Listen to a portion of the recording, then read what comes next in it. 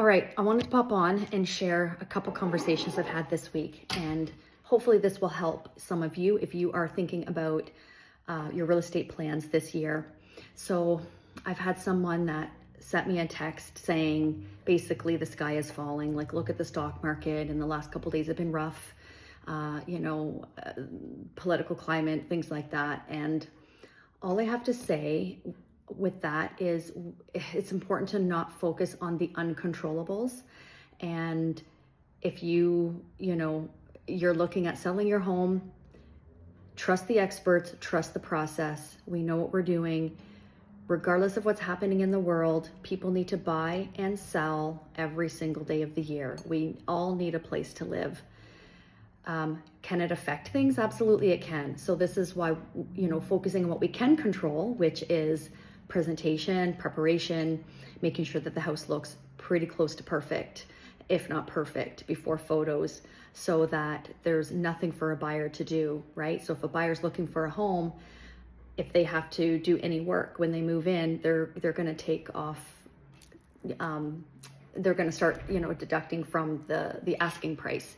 So, that's number one. And number two, I have some people who are in their first home, but they're wanting to upsize and they haven't saved enough money for a down payment. So they're relying on their equity, but they bought high. So that's tough. That is definitely tough. So my advice to that is before giving up and saying, nope, not the right time, I'm just gonna stay put and hope that the market improves and my equity will build and I'll be able to upsize down the road. Speak to the experts, speak to a mortgage agent, get a market evaluation done on your home so that you know for sure what your home is worth in the current market. And based on what you've paid down over the last few years that you've lived in the house, plus any equity gains that you may have had, you might be surprised. You might not be surprised, and that's okay. At least you did your due diligence and you looked into it before giving up.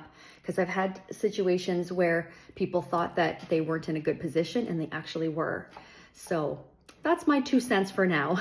If you have any questions, let me know, reach out. I'm happy to guide you because, regardless of what's going on in the world, if your home is not suiting you and you are needing more space, you are needing less space, whatever your reasons are, it doesn't matter what's going on in the world. You got to live your life, and life is too short to be miserable in your home. So we're here for you every step, and you owe it to yourself to look into all of the logistics to make sure that the decision that you're making is an educated one.